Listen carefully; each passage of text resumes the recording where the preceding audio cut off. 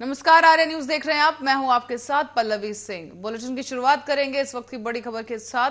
लखनऊ से बड़ी खबर सामने आई है, जहां मुख्यमंत्री योगी आदित्यनाथ की एक अहम कैबिनेट बैठक होने जा रही है। बता दें आपको कि आज लोक भवन में यह कैबिनेट बैठक होगी, जहां पर कई अहम प्रस्तावों पर मुहर लग सकती है। बड़ी खबर इस वक्त की आपको बता रहे हैं, योगी आदित्यनाथ की एक अहम कैबिनेट बैठक होने जा रही है और इस लोक भवन में बैठक होने पर कई कयास लगाए जा रहे हैं कि कई अहम प्रस्तावों पर इस बैठक के दौरान मुहर लग सकती है।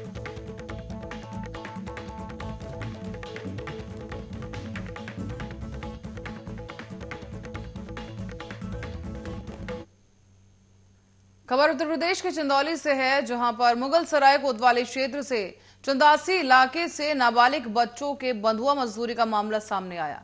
आपको बता दें, यहाँ सीडब्ल्यूसी और पुलिस की रेड में 21 नाबालिग बच्चे बरामद किए गए हैं, जबकि इस मामले में कुल 39 लोग रेस्क्यू किए गए और फिलहाल पुलिस कुछ आरोपियों को हिरासत में लेकर पूछताछ में जुटी है।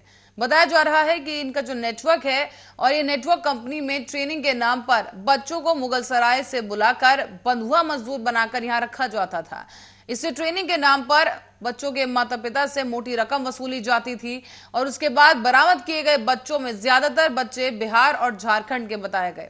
उन्हें किराए के कमरों में अमानवीय तरीके से रखा गया था और इस घटना का खुलासा तब हुआ है जब इन्हीं में से एक किशोरी किसी तरह से वहां भाग करके एक एनजीओ कर्मी तक पहुंची।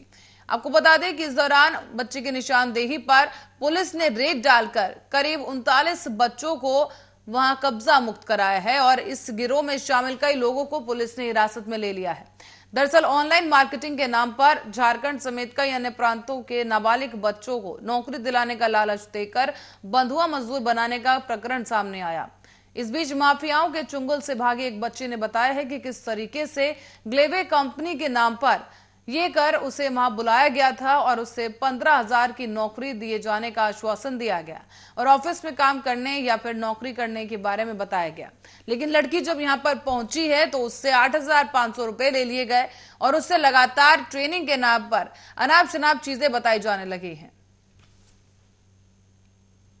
तो मैं वो घर में थी तो फिर ललिता फ़ोन की तो बोली, हमसे पूछे कि काम कोई है तो ढूंढो, तो बोला बहुत अच्छा काम है ऐसा बोली। तो ऐसा ही 1 महीना बात हुआ तो बोला 1 महीना अच्छी काम है तो आ जाओ। तो हम बोले कि कैसा काम है, तो बोला कि नहीं अच्छी ट्रेनिंग का काम है, मतलब ऑफिस में काम है। तो ऑफिस में सिर्फ अच्छी फाइल है, ऑफिस से ये उधर उधर करना है, ऐसा काम बोल के। और आए तो देखे तो वो ऐसा काम है भी नहीं, तो पूछे भी तो बोलती है ऐसा काम नहीं। फिर हम क्या कराते थे तुम लोग? सिर्फ यहाँ आके सिर्फ हमको ट्रेनिंग बैठाया जाता था और कुछ नहीं। तुम घर जाना चाह रही थी तो क्या बोला? नहीं जाना, 1 महीना हुआ, कहाँ से जल्दी कितनी चाहिए ऐसा। कई बार भागने का प्रयास किया हो क्या? हाँ, एक बार भागने का प्रयास किया हो? हाँ। अब क्या चाहती है? हम घर जाना चाहते हैं। एक बच्ची जो झारखंड की रहने वाली थी और उसे रेलवे चाइल्ड लाइन ने रेस्क्यू किया। रेस्क्यू करने के बाद कल जब हम लोगों के पास उसे पेश किया गया उनके परिजनों को बुलाने और अन्य कार्रवाई के लिए, तो हम लोगों ने उससे जो बातचीत की और उसकी काउंसलिंग करवाई, उसमें ये मामला प्रकाश में आया कि बहुत सारे अल्पवय बच्चों को यहाँ पर उनको बहला फुसला करके और उनसे पैसा लेकर के उनको ट्रेनिंग के नाम पर झारखंड से लाया जाता है या बिहार के सुदूर हिस्से से लाया जाता है और उनको एकदम अमानवीय वातावरण में रख करके उनके साथ उनको ज़बरदस्ती यहाँ पे दबाव बना करके रोका जाता है और उनको कुछ ट्रेनिंग के नाम पे जिसका कोई लाइसेंस और कोई अथॉरिटी नहीं है इन लोगों के पास, वो रखे रहते हैं ज़बरदस्ती और फिर उनसे कहते हैं कि जाओ तुम 4 बच्चों को और इस तरह से फंसा के हमारे। एक नाबालिग बच्ची जो है रेलवे स्टेशन पर मिली थी। नाबालिग बच्ची ने बताया कि जो वो बच्ची यहाँ पर आई हुई थी तो उसको जो है जॉब के नाम पर बुलाया गया था। इसमें ये कहा गया था कि आपको 15,000 रुपये महीने मिलेंगे। इसमें बच्ची जो है उससे जो है एडवांस में 8,500 रुपये ले लिए गए। उसके बाद में बच्ची ने जाने का प्रयास किया, यहाँ से निकलने का प्रयास किया, तो मालिक जो हैं जो इनको रखते हैं उन्होंने बच्ची को निकलने नहीं दिया।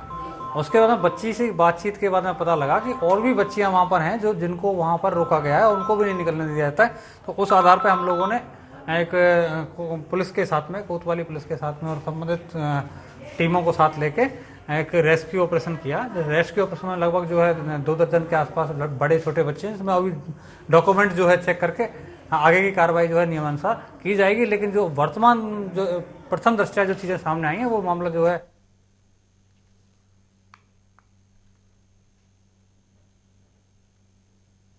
और अब बढ़ते हैं अगली खबर की ओर। फतेहपुर से खबर है, जहां पर जनपद विकासखंड अमौली क्षेत्र के सरहन बुजुर्ग के मजरे दुर्गा का यह गांव है, जहां पर आज भी विकास कार्य पूरी तरीके से शून्य दिख रहे हैं।